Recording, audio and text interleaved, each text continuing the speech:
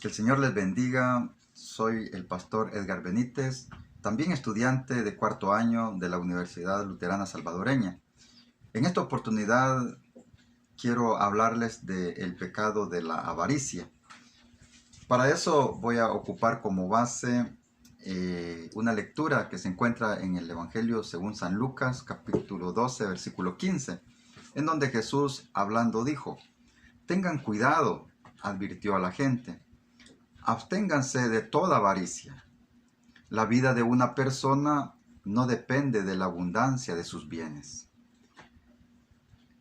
A la luz de este versículo, vamos a ver que la vida del hombre no consiste de los bienes que posee. Es decir, no consiste en la abundancia de los bienes que posee. En primer lugar, vamos a ver que sería un error considerar que la Biblia y las riquezas no son compatibles. Es decir, la enseñanza de las Escrituras no está divorciada en el sentido estricto de que para ser un genuino discípulo de Jesús se tenga que renunciar por completo a las posesiones y vivir en la completa pobreza. La Escritura registra que el patriarca Abraham era una persona muy rica. Sus posesiones materiales, traducidas en el contexto contemporáneo, llevaría a considerarlo como un multimillonario de este tiempo. Cuando el eterno Dios se le revela, Abraham ya era una persona rica. No obstante, esa condición no impidió que él tuviera una genuina fe en el Padre, y a la vez jamás el Padre le pidió a Abraham que abandonara su fortuna para seguir los pasos de la fe. De igual manera, se puede traer a colación otros referentes, ¿verdad? Hombres de Dios que fueron muy ricos y a la vez también fueron siervos del Dios Altísimo, y sin que lo uno se antepusiera a lo otro. Para el caso, podemos ver a Jacob, ¿verdad?, que posteriormente fue llamado Israel. También la Biblia habla de José, ¿verdad?, que fue muy próspero y rico cuando vivió en Egipto. Y también, ¿verdad?, pudiéramos hablar de el rey Salomón, que la Biblia misma dice que fue un hombre muy rico y que Dios lo enriqueció sobremanera. Así también se pueden mencionar otros ejemplos ya en el Nuevo Testamento, como es el caso, ¿verdad?, de los relatos del Evangelio, que se hace referencia a un hombre llamado José de Arimatea, en Mateo 27:57. Dice la Biblia que era muy rico y también era seguidor de Jesús. También podemos hablar de una mujer que se encuentra en el libro de los Hechos, capítulo 16, verso 14, ¿verdad?, llamada Lidia, una vendedora de púrpura, un negocio muy lucrativo de la época de los Hechos, ¿verdad? Por mencionar algunos ejemplos. Todo ello nos permite pensar que se puede tener una genuina relación con Dios y a la vez procurar la prosperidad material, sin anteponer esta última como el fin principal de la vida, puesto que en ese contexto, cuando esa intención se convierte, ¿verdad?, en un pecado para la vida de las personas. La avaricia, ¿qué es la avaricia? Bueno, la avaricia es un desorden desmedido de deseo por poseer bienes, ¿verdad?, riquezas y posesiones, de tal manera que dicho impulso pecaminoso puede arrastrar a las personas a actuar de manera inmoral, debido a que no tienen contentamiento con lo que ya poseen, aunque sea mucho, y esto le permita tener un estilo de vida cómodo. Bien, como primer punto ya de lo que es el tema, vamos a ver Dios, ¿verdad?, y el dinero. Según algunas interpretaciones de la Escritura, en ocasiones se ha dicho que el dinero es la raíz de todos los males. No obstante, lo que la Escritura señala en 1 Timoteo 6:10 es: porque raíz de todos los males es el amor al dinero, el cual codiciando algunos se extraviaron de la fe y fueron traspasados de muchos dolores. Tal como puede notarse, el dinero conlleva una gran utilidad. Es utilizado para intercambiarlo por bienes y servicios que proporcionan la armonía de la vida humana. Por medio del dinero se adquiere alimentos, vestuario, educación y salud, entre otros. El dinero permite incluso que se pueda invertir en el establecimiento del reino de Dios. No es que sin él el reino no pueda implantarse, pero este es utilizado para la adecuación de los lugares, para las celebraciones, ¿verdad? De las liturgias, inversión en programas sociales, la adquisición de herramientas tecnológicas para seguir la proclamación de la palabra de Dios. El dinero permite adquirir bienes que permiten el bienestar de la familia. Por ejemplo, podemos mencionar que es como la parte fundamental de la vida del hombre, ¿verdad? La alimentación, el vestuario. Muchas personas en El Salvador deben vivir con $1 al día. Dicho ingreso no es suficiente para llevar una alimentación adecuada. Esto no es compatible con la voluntad de Dios. No es eso lo que Dios creó para el ser humano, ¿verdad? Lo que Dios creó para el ser humano son todas las cosas necesarias para la vida. Él dispuso todo cuanto existe para el bienestar de la vida del hombre. Por tanto, se debe garantizar la satisfacción de la alimentación. Para ello es necesario el dinero. El dinero también es útil para garantizar una vivienda digna a las familias. Muchas personas en El Salvador no pueden acceder a una vivienda que reúna las condiciones mínimas, que tenga los servicios básicos como agua potable, electricidad, ¿verdad? Y aguas negras, todo eso. Se ven en la obligación de vivir al lado de ríos y quebradas u otras zonas vulnerables que ponen en peligro sus vidas, sus familias, ¿verdad? Y todo.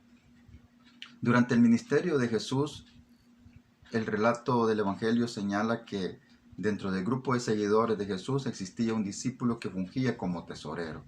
Él estaba encargado de las finanzas. Entonces ya había como una organización, ¿verdad? Dentro del grupo de Jesús que cuidaban las finanzas para ayudar a los demás.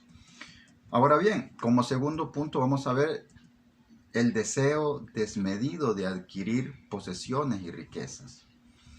En la lectura de San Lucas 12:15, Jesús comienza con una clara advertencia: abstenerse de toda avaricia.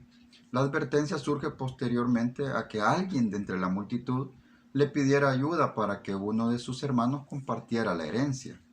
Queda claro que las intenciones de esta persona al acercarse a Jesús no era para conocerle y tener una relación sincera con él, era para buscar ayuda puramente material. De esa intervención surge la parábola que contó a partir del versículo 16.